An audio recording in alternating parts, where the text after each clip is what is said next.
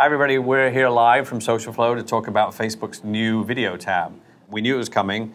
Lo and behold, it shows up on my Facebook feed. I didn't even know I had it. So tell me why this is significant. So Facebook started talking about this way back in April, saying that they're going to roll out a dedicated video tab to basically take all of the video content that they're encouraging people to promote and create a sort of a curated space for video that's different from your newsfeed. And so the first thing to notice is that that video play button right down there in the bottom of the screen has taken the place of what used to be the Messenger tab, and they've moved Messenger up to the top left. Right. And so there's a little bit of navigational change that's going on here, and it raises a couple of interesting and really key questions. So the first thing Facebook has to understand, and I'm sure they're measuring this quite closely, is how many people click over to that tab. The default experience is on the news feed right there on the left, and that's what most of us use Facebook for. We scroll through the news feed, right, whether it be video, image, or any other kind of content. So now what Facebook is encouraging us to do is click over to video and spend a bunch of time consuming video content. And it's not inconceivable that the video tab could be the default Facebook experience for some or even all users one day. Reminds me of Snapchat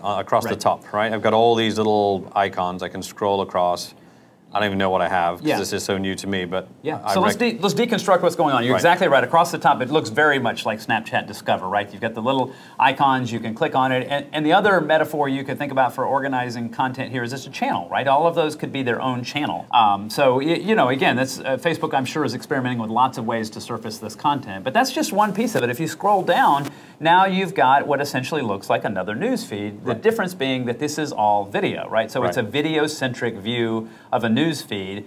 And as you keep scrolling down, you're going to see some interesting things that Facebook's doing with the aspect ratios or the shapes of the videos as well. They've got vertical video, they've got square video, they've got rectangular, sort of more traditional TV aspect ratio video, and it's clear that Facebook is experimenting. By the way, you'll still see video in your traditional news feed as well, so it's not that it's gone from there, but it's starting to tease that out and separate and say, okay, the mode on which I consume video, maybe with the sound on, maybe with headphones in, is going to be different than the mode in which I consume other content. So it's sort of a strategy, it seems like, to pull that out separately because you're in a bit of a different mindset when you're doing that, and hearing the audio is certainly an important part, an integral part of watching TV in most cases, so you can see why they might want to do that, but maybe even more foundationally is it creates the path back to advertisers, right? I mean, so the monetization that's going to go on this video channel is maybe the most interesting thing at all, because really what this is doing is it's aggregating all the video content in a single place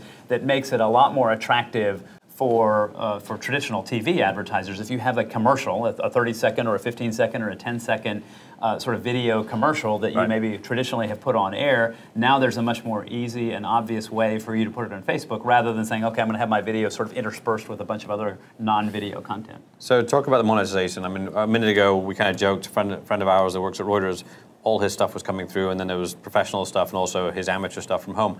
But joking aside with that, like, you know, the Reuters stuff is obviously talk about monetization, especially for our clients. Yeah. So one of the real important things is if you're a media company producing video content for Facebook, if you're one of the lucky few, right now you're being paid to do that, to create Facebook Live. They've gone to a select number of media companies and created contractual arrangements and incented them to create the content. So they're getting paid for it. So that's a very clear economic model, and you can decide whether you like that or not.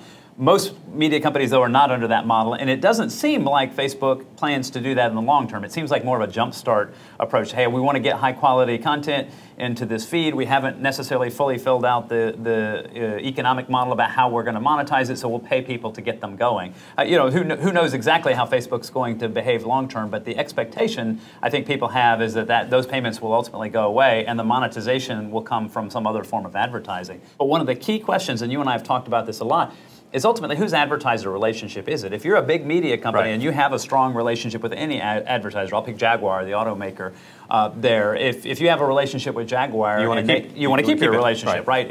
If you're a smaller media company, or if you're an individual that doesn't have an ad sales relationship with anybody, then you're perfectly happy to have Facebook sell that advertising space. So I think that's one of the interesting things that's going to be worked out here as they talk about monetization is how do you as a media company with your relationship with your advertiser take advantage of the new Facebook video tab and all of the capabilities around video and all the distribution of the 1.8 billion person audience that Facebook brings to the table. So it's about making money, obviously, but it's also about keeping some control.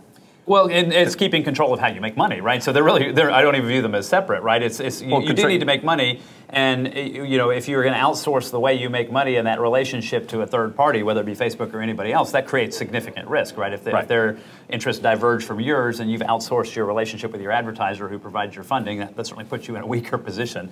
But yeah, it is certainly a degree of control and ultimately just sort of long-term sustainability. And we've seen this on non-video content as well, right? I mean, if a media company puts its content into the news feed, maybe it's an instant article, maybe it's not, who sells the ad against that? Traditionally, it's been Facebook selling the ads in the feed. We're working with a number of media companies to find ways for them to sell access to their high-quality content directly in the feed in a way that's compliant with Facebook's policies, like the branded content policy. And I think this is very exciting because video is, in many ways, a much richer world in terms of the sight, sound, and motion and the experiences you can convey. Right. Advertisers love that because ultimately good advertising is about creating an emotional response and getting people to react. And it's much easier to do that in video than it is, say, with a static image. So you think this is good news for just about everybody, or at least it's encouraging news as long as you can't sit on the sidelines, you have to kind of get involved in this and you have to know Without a doubt. I mean, I think anybody who's sitting on the sidelines and thinks that video doesn't matter, I don't know that anybody thinks Facebook doesn't matter at this point in size and scale. If they think that video doesn't matter or isn't sort of appropriate to them, maybe more a traditional print outlet, I would strongly encourage them to start experimenting because there's so many things, big and small, that are being figured out now, including economic models, that if you don't get into this game, 1, 2, 3 years down the road, you're probably going to be significantly disadvantaged. I mean, imagine a world that I alluded to earlier where let's just say that 60% of Facebook traffic is on that video tab, not in the news feed. Well, all that traffic would come from somewhere. That would stand to reason that there would be a significantly lower amount of traffic in the news feed. So if all of the audience sort of shifts over to the video tab, or not all, a significant portion of the audience shifts over to the video tab and all you have is content in the news feed, well, you're probably not going to be in as strong a position.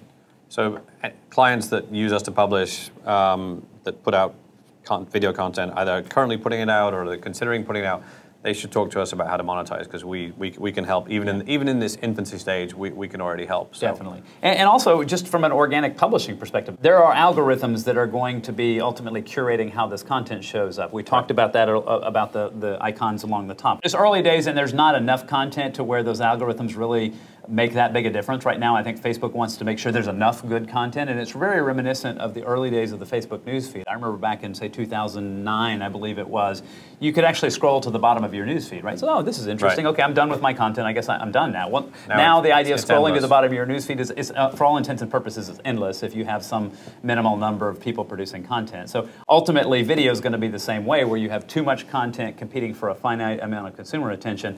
Algorithms, curation, how do I make sure my video gets seen compared to all the other videos out there? I mean, all the things that we've been doing and all the lessons we've learned from the newsfeed, including monetization, are going to apply in a somewhat different fashion, I'm sure, but will still apply in the video tab as well.